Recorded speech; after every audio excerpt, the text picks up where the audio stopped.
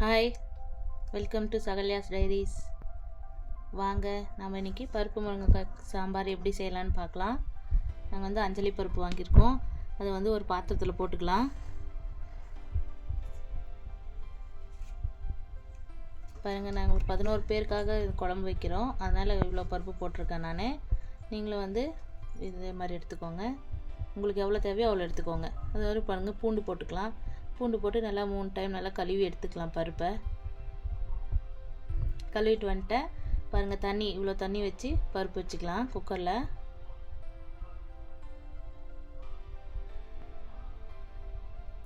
குக்கரில் நல்லா பருப்பெல்லாம் சேர்த்துட்டு இப்போ வந்து அதோட ஒரு ஸ்பூன் போட்டுக்கலாம். அதனால் பொங்கி வெளியே வராமல் இருக்கும். அது இல்லாமல் அதுக்கு தண்ணி கரெக்டாக கம்மியாக வச்சுக்கினாலே கரெக்டாக இருக்கும். நம்ம இது ஸ்பூன் போட்டுக்கலாம். இப்போ வந்து தேவையான அளவு தண்ணி ஊற்றிட்டு இப்போ நம்ம வந்து அதோட மஞ்சள் தூள் போட்டுக்கலாம்.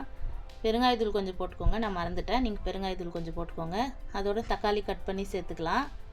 4 தக்காளி பழம் வந்து அந்த 2ஆக கட் பண்ணி அது கொஞ்சமாக அந்த மேலே காம்பு பகுதியை வந்து நீக்கிட்டு போட்டுக்கலாம்.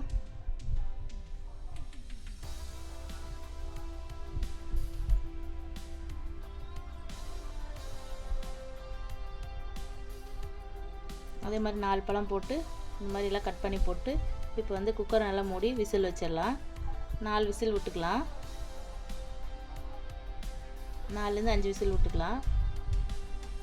விசில் வந்துருச்சு. அதோடு நம்ம வந்து ஒரு பெரிய லெமன் சைஸு லெமனோட கொஞ்சம் பெரியசாக புளி எடுத்துக்கலாம். இதுவே நம்ம வந்து இப்போ குழம்புக்கு ஊற்றிக்கலாம், ரசமும் வச்சுக்கலாம் இதிலே. அதனால் நான் இவ்வளோ பெரிய புளி எடுத்திருக்கேன். இது வந்து நல்லா கழுவி எடுத்துகிட்டு வந்துடலாம். அதுக்குள்ளே கொஞ்சமாக பருப்பு விசில் போகிறதுக்குள்ளே கொஞ்சமாக டீ வச்சுக்கலாம். வீட்டில் இருக்கிறவங்க டீ கேட்டாங்க, அதனால் அவங்களுக்கு டீ வச்சுருக்கேன். பாருங்கள், பால் காஞ்சிருச்சு. இப்போ வந்து டீ தூள் போடுறேன். டீ தூள் வந்து நான் வந்து சுக்கு ஏலக்காயெல்லாம் வந்து கலந்து வச்சுருக்கேன். எப்பவுமே எனக்கு இது மாதிரி போட்டு குடித்தாதான் பிடிக்கும். அதனால் நாங்கள் எப்பவுமே கலந்தே வச்சுக்குவோம். பாருங்கள், டீ நல்லா பொங்கி எப்படி நிறையா வருது. நல்லா குடிக்கிறதுக்கு நல்லா வாசனையாக நல்லாயிருக்கும் டீ.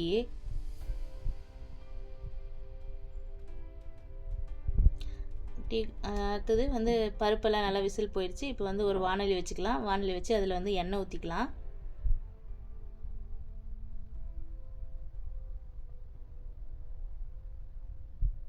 எண்ணெய் ஊற்றிட்டு எண்ணெய் காஞ்ச உடனே இப்போ வந்து கடுகு போட்டுக்கலாம். நம்ம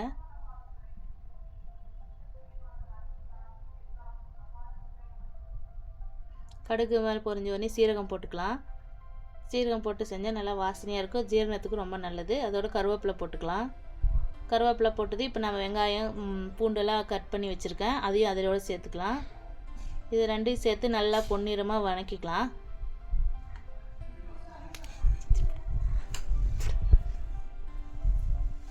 நல்லா பொன்னிறமாக வதக்கிட்டு நம்ம அதுக்குள்ளே டீ போட்டோம் இல்லையா, அது குடிச்சிட்டு வந்துடலாம். பாருங்கள், அதுக்குள்ளே பாருங்கள் இந்த மாதிரி கோல்டன் கலரில் வந்துருச்சு வெங்காயம் பூண்டெல்லாம். இப்போ வந்து நம்ம காய் சேர்த்துக்கலாம்.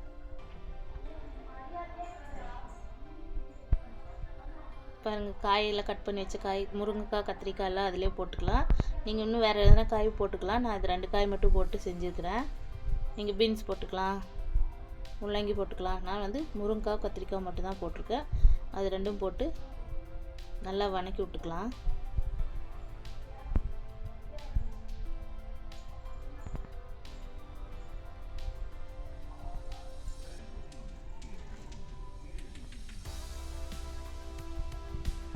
பாருங்கள், நல்லா காய் வதங்கிச்சு. இப்போ கொஞ்சமாக உப்பு போட்டுக்கலாம். அதில் உப்பு இல்லை நல்லா உரைக்கிறதுக்காக இது காயிலே கொஞ்சம் உப்பு போட்டுக்கலாம். அதுக்குள்ளே பருப்பு இந்த பக்கம் வந்து விசில் போயிடுச்சு. நம்ம வந்து குக்கர் கழட்டிட்டு பருப்பு கடைஞ்சி எடுத்துக்கலாம். நம்ம டக்குன்னு காய் வதங்கிறதுக்குள்ளே இதெல்லாம் கடைஞ்சி எடுத்துக்கிட்டோம்னா உடனே கூட்டி சாம்பார் வச்சிடலாம். பாருங்கள், பருப்பு நல்லா வெந்துருச்சு. நல்லா கொலையாகவே வெந்துருச்சு பாருங்கள் பருப்பு. இப்போ வந்து சும்மா ஒரு மத்து வச்சு சும்மா லைட்டாக அப்படி கையிலே மசிச்சு விட்டுக்கலாம். அதில் உப்பு போட்டுக்கலாம். உப்பு போட்டு மசிச்சிக்கலாம்.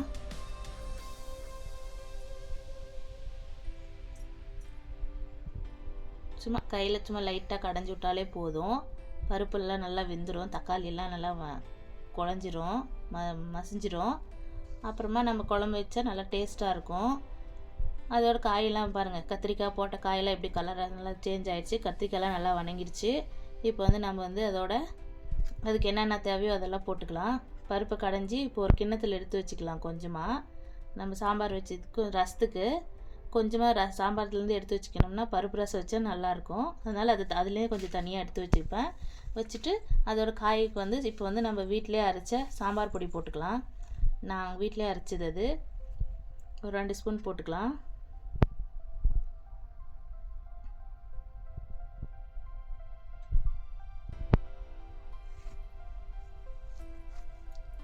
போட்டு வதக்கி விட்டுறலாம். இப்போ வந்து சாம்பார் பொடி போட்டாச்சு. இன்னும் கொஞ்சம் காரம் வேணும் அப்படின்னா நம்ம வந்து மிளகாத்தூள் போட்டுக்கலாம். தனி மிளகாத்தூள்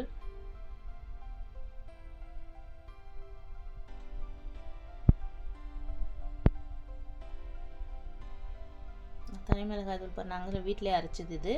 இது வந்து ஒரு 2 ஸ்பூன் 1.5 ஸ்பூன் போட்டுக்கலாம்.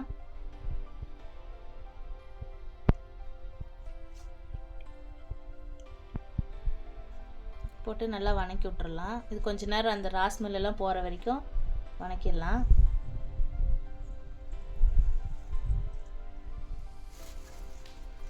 அதுக்குள்ளே வந்து கொஞ்சமாக அதில் தண்ணி தெளித்தோம்னா அந்த காரம் அதெல்லாம் வந்து நல்லா அந்த காயில் பிடிக்கும். அதுக்காக தண்ணி தெளித்து அந்த தண்ணியில் கொஞ்சம் நேரம் அப்படியே வதக்கி விட்டுருலாம்னா நல்லா உப்பு புளிப்பு காரம் அதெல்லாம் நல்லா ஏறும். காயிலெல்லாம் சப்புன்னு இருக்காது. அதுக்காக இது மாதிரி பண்ணுறது.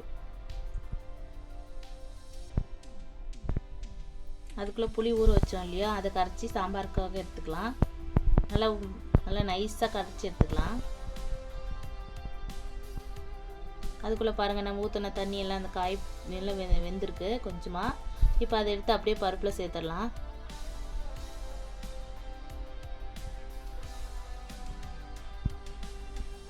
நல்லா கலக்கி விட்டுடலாம்.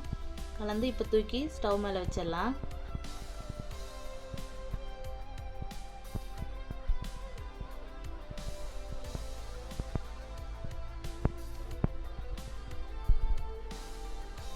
இப்போ வந்து நம்ம புளி கரைச்சி வச்சோம் இல்லையா, ஸ்டவ் மேலே வச்சுட்டு புளி கரைச்சி வச்சோம் இல்லையா, அதை வந்து அதில் சேர்த்துக்கலாம்.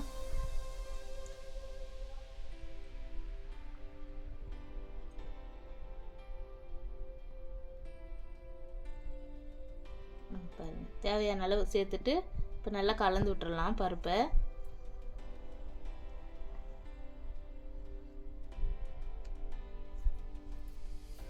நல்லா கலந்தாச்சு. இப்போ இது தேவை அப்படின்னா நீங்கள் இப்படியே மூடிடலாம். கெட்டியாக வேணும்னா, இல்லை இன்னும் கொஞ்சம் தண்ணி சேர்த்துக்கலாம் அப்படின்னு சொன்னால் நம்ம இன்னும் கொஞ்சம் தண்ணி சேர்த்துக்கலாம். நான் கொஞ்சமாக சேர்த்துறேன். நீங்கள் எவ்வளோ இன்னும் நிறையா கூட சேர்த்துக்கலாம். எங்களுக்கு மீடியமாக இருந்தால் போதும், அதனால் கொஞ்சமாக சேர்த்துக்கிறேன். சேர்த்துட்டு இப்போ உப்பு காரெல்லாம் பார்த்துடலாம். உப்பெல்லாம் எப்படி இருக்குது, காரெல்லாம் கரெக்டாக இருக்கான்னு பார்த்துட்டு கலந்து விட்டுட்டு இப்போ வந்து கொத்தமல்லி தழை போட்டு குக்கரை மூடிடலாம்.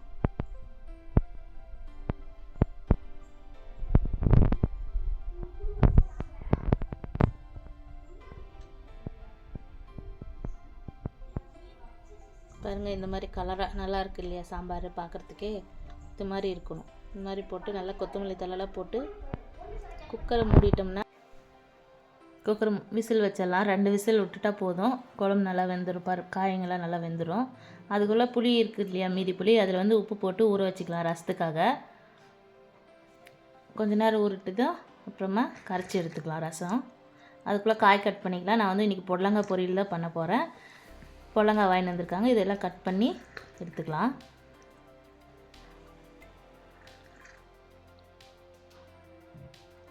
சும்மா லேட்டாக மேலே சுரண்டி எடுத்துகிட்டு கழுவிட்டு கட் பண்ணிக்கலாம்.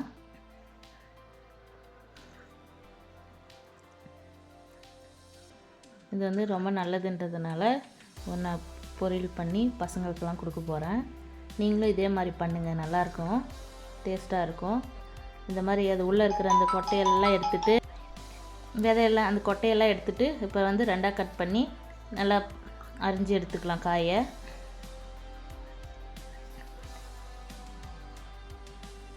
பாருங்கள், பீஸாக சின்ன பீஸாக கட் பண்ணிக்கலாம். அப்போ தான் நல்லா சீக்கிரமாக வேகும். பாருங்கள், இந்த மாதிரி கட் பண்ணி எடுத்துகிட்டு எல்லா காயுமே கட் பண்ணிக்கலாம்.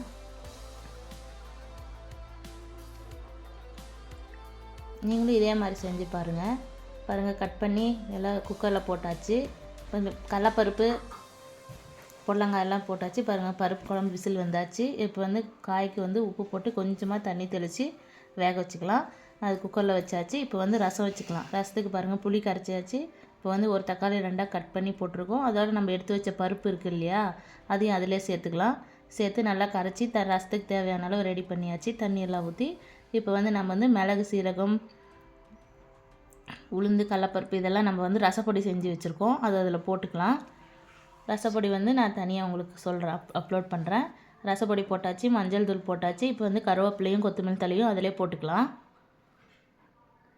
அதுக்குள்ளே வந்து பூண்டு 2 பல் எடுத்து தட்டி எடுத்து வச்சுக்கலாம். இப்போ ஒரு வாணலி வச்சு அதில் எண்ணெய் ஊற்றி கடுகு போட்டுக்கலாம். கடுகு நல்லா பொரிஞ்சதையும் வந்து நம்ம தட்டி வச்ச பூண்டு, காஞ்ச மிளகா அதெல்லாம் போட்டுக்கலாம். போட்டு நல்லா கோல்டன் கலர் வர மாதிரி வதக்கிக்கலாம். அதோடு வந்து பெருங்காயத்தூள் கொஞ்சம் சேர்த்துக்கலாம்.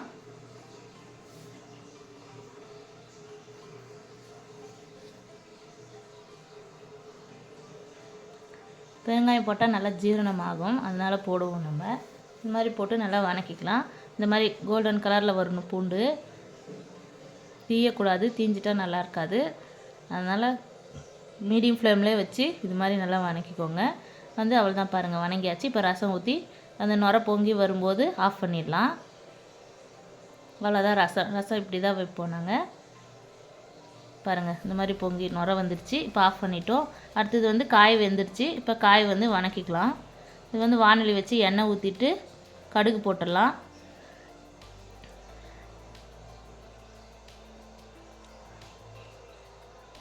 கடுகு போட்டு இப்போ வந்து வெங்காயம் கட் பண்ணி வச்சுருக்கோம், அதை வெங்காயம் சேர்த்துக்கலாம்.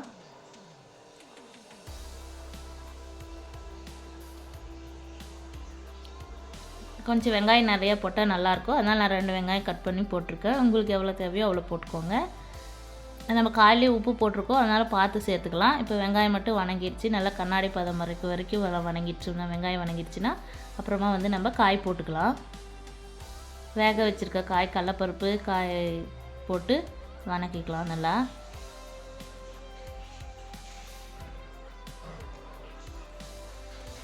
பாருங்கள், நல்லா இந்த மாதிரி கலந்து விட்டுடலாம். பாருங்கள், காய் நல்லா நமுத்தி காட்டுற பாருங்கள், நல்லா வெந்துருச்சு. கடலப்பருப்பு நல்லா வெந்துருச்சு. இது மாதிரி காய் வெந்தால் தான் நல்லாயிருக்கும். அதோட தண்ணியும் வேஸ்ட் ஆகாமல் காயும் வந்து கரெக்டாக இருக்குது. இது மாதிரி வேக வச்சு எடுத்துக்கலாம். பாருங்கள், நல்லா இந்த மாதிரி நல்லா வதங்கிட்டு அதுக்குள்ளே குழம்பு விசில் போயிடுச்சு. பாருங்கள், குழம்பு பாருங்கள் எவ்வளோ கலர்ஃபுல்லாக நல்லாயிருக்கு, நல்ல வாசனையாக இருக்குது. இது மாதிரி நீங்களும் செஞ்சிங்கன்னா உங்களுக்கு நல்லா வாசனையாக இருக்கும். இதே மாதிரி செஞ்சு பாருங்கள், நல்லா டேஸ்ட்டாக இருக்கும். இது நம்ம எடுத்துகிட்டு இப்போ காய் வதக்கிடுச்சு. இப்போ வந்து நம்ம அதுக்கு வந்து காய்க்கு தேவையான மிளகாத்தூள் போட்டுக்கலாம். தேங்காய் கொஞ்சம் இப்போ துருவி வச்சுருக்கேன், அந்த தேங்காயும் கொஞ்சம் போட்டுக்கலாம். அப்போ தான் நல்லா டேஸ்ட் வரும் காய்க்கு. தேங்காய் இல்லைன்னா களைக்கொட்டை தூள் கூட போட்டுக்கலாம், அதுவும் நல்லாயிருக்கும். என்கிட்ட தேங்காய் இருக்குது, அதனால் நான் தேங்காய் போட்டுக்கிறேன். தேங்காய் போட்டு நல்லா அந்த கொஞ்சம் நேரம் வதக்கி விடணும், அந்த தேங்காய் ஸ்மெல் போகிற வரைக்கும் வதக்கிட்டோம்னா அவ்வளோதான், குழம்பு ரெடி, காய் ரெடி. இப்போ பாருங்கள், அப்பளம் பொரிச்சிடலாம். அப்பளம் பொரிச்சாச்சு.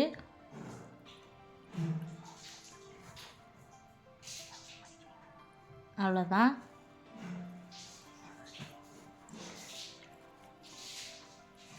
இன்றைக்கி நம்ம வீட்டில் என்னென்ன சமையல் அப்படின்னா பாருங்கள், சாதம் வடித்தாச்சு, வடித்து ஹாட் பாக்ஸில் போட்டு வச்சுருக்கு. முருங்கைக்காய், கத்திரிக்காய் போட்ட சாம்பார், தக்காளி பருப்பு ரசம், புடலங்காய் கடலப்பருப்பு போட்ட பொரியல், அப்பளம். இதுதாங்க இன்றைக்கி நம்மளோட லஞ்சு. நீங்களும் இதே மாதிரி செஞ்சு பாருங்கள், எப்படி இருக்குதுன்னு சொல்லுங்கள் கமெண்டில். பாய்.